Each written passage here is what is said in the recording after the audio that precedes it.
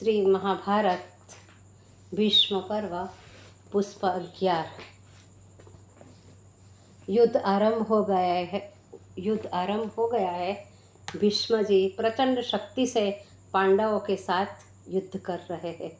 उसके धनुष की प्रत्यंचा का शब्द क्षण क्षण पर कठोर होता गया।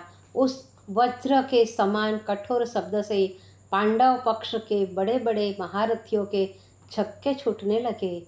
भीष्म ने थोड़ी ही देर में पांडवों की सोमक सेना का विध्वंस कर डाला। उसके बाणों की मार से बड़े बड़े महारथी व्याकुल होकर रणस्थल को छोड़कर भागने लगे। सेना में चारों ओर हाय हाय होने लगी। सेना की इस करुण दशा को देखकर श्री कृष्ण ने कहा, पार्थ, तुमने तो भीष्म को मारने की प्रतिज्ञा की थी। उस प्रतिज्ञा को पूर्ण करने का इससे विशेष अवसर कौन सा आएगा? यदि तुम्हारे युद्ध करने की यही दशा रही तो निश्चय ही समझो कि भीष्म तुम्हारी सारी सेना को नष्ट कर देंगे। अर्जुन ने अति उदासीनता के साथ कहा, वासुदेव, आपकी इच्छा हो उस स्थान पर हमारे रथ को ले चलिए। तब श्री कृष्ण ने अर्जुन के रथ को भीष्म के पास ले जाकर खड़ा कर दिया, लेकिन अर्जुन की उदासीनता वैसी ही बनी रही। वे भीष्म पर हल्के वार करते रहे, लेकिन भीष्म पहले की तरह ही पांडव सेना का नाश करते रहे। यह हाल देखकर श्री कृष्ण को बड़ा क्रोध हुआ। रथ से कूदकर हाथ में चाबुक लिए ही भीष्म पर लपके क्रोधित श्री कृष्ण को भीष्म की ओर जाते देखकर समस्त सेना को यह निश्चय हो गया कि भीष्म अब नहीं बच सकते। लेकिन भीष्म ने उनका स्वागत किया और गोविंद, आपके हाथ से मारे जाने पर मेरा कल्याण ही होगा, मुझे अवश्य मारिए, अवश्य मारिए। इसी समय जाकर अर्जुन ने श्री कृष्ण को अपनी भुजाओं में बांध लिया, लेकिन श्री कृष्ण उन्हें घिसटते ही ले गए। जैसे तैसे करके अर्जुन ने उन्हें रोका और चरण पकड़कर कहा, नारायण, आप ऐसा न करिए, वरना सब लोग आपको मिथ्यावादी कहेंगे, क्योंकि युद्ध में न लड़ने की आपने प्रतिज्ञा की है। मैं अब अपने गांडीव की शपथ खाकर कहता हूँ कि मैं अब खूब मन लगाकर युद्ध करूँगा। अर्जुन की बात सुनकर श्री कृष्ण क्रोध में भरे हुए ही रथ पर जा बैठे, लेकिन आज के युद्ध में भीष्म के अमानवीय पराक्रम ने पांडवों की सेना का महाविनाश किया। युधिष्ठिर ने यह दशा देखकर युद्ध बंद करने की आज्ञा दे दी और दोनों सेनाएं अपने अपने शिविर में लौट गई। उस दिन के भीष्म के पराक्रम से त्रसित पांडव बड़े अशांत थे। महाराज युधिष्ठिर ने कहा, माधव, भीष्म हमारी सेना का बड़ी शीघ्रता के साथ संहार कर रहे हैं और यदि एक दिन यही स्थिति बनी रही तो निश्चय ही सारी सेना समाप्त हो जाएगी। युधिष्ठिर की इस निराशा भरी बातों को सुनकर कृष्ण को बड़ा दुख हुआ। वे उन्हें धैर्य देते हुए बोले, धर्मराज, आप इतने निराश क्यों होते हो? वायु और अग्नि के समान तेज वाले प्रतापी अर्जुन और भीम बड़े दुर्जय और शत्रुओं का नाश करने वाले हैं। यदि केवल भीष्म के ही मारे जाने पर आपको अपनी विजय की आशा है तो हम कल ही उन्हें निश्चय मार देंगे।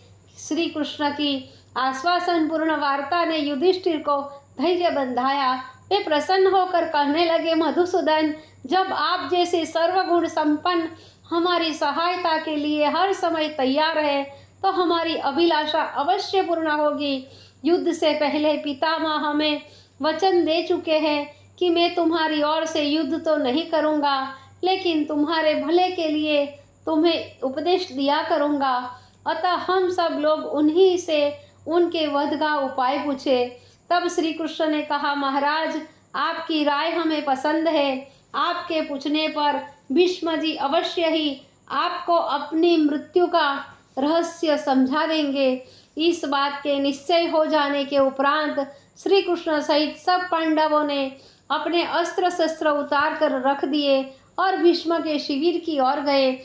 वहां पहुंचने पर पांडवों ने पितामह के चरण स्पर्श करके उनको प्रणाम किया और कहा, दादा, हम बालक आपकी शरण में आए हैं। हमारी लज्जा कि रक्षा आपके ही हाथ है। भीष्म ने श्री कृष्ण तथा पांडवों का स्वागत किया और उन्हें उचित आसनों पर स्थान दिया।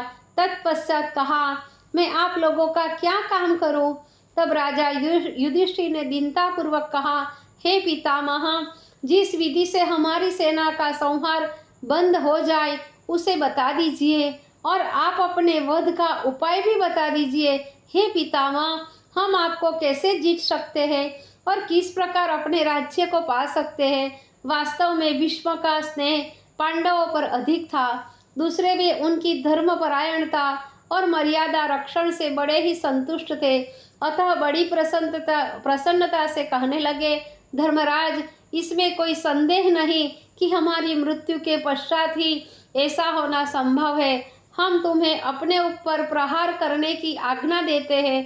तुम्हारी सेना में शिखंडी नाम का जो वीर है वह पहले स्त्री देह से उत्पन्न हुआ था, पीछे वह पुरुष के रूप में हुआ, अतः हमारी दृष्टि में अब भी वह स्त्री ही है। उसको आगे करके अर्जुन हम पर प्रहार करे। हाथ में धनुष होने पर भी शिखंडी के सामने होने पर हम बाण नहीं चलाएंगे। इस अवसर का लाभ उठाकर अर्जुन हमें शीघ्र ही मार दे, इसके सिवाय हमें मारने का कोई दूसरा उपाय नहीं है। भीष्म जी को परास्त करने का उपाय उनके ही द्वारा ज्ञात हो जाने पर श्री कृष्ण सहित समस्त पांडवों ने बड़ी भक्ति भाव से पितामह को प्रणाम किया और अपने डेरे में चले आए। भीष्म की उदारता को स्मरण करके अर्जुन बड़े दुखी हुए और श्री कृष्ण ने कहा, हे गुड़ाकेश, तुम भीष्म के वध की प्रतिज्ञा कर चुके हो। क्षत्रिय होने के नाते तुम्हें अपने वचनों का पालन करना होगा। पितामह के स्वर्ग गमन का समय आ गया है। विधि का विधान ही ऐसा है। अर्जुन ने कहा, हे कृष्ण, अब यह निश्चित है कि शिखंडी ही भीष्म का वध करेगा, क्योंकि उसके सामने आने पर भीष्म जो धनुष रख देते हैं, प्रहार नहीं करते। भीष्म की सहायता करने वाले महारथियों से शिखंडी की रक्षा करना हमारा काम है। हम एक को भी आगे न बढ़ने देंगे।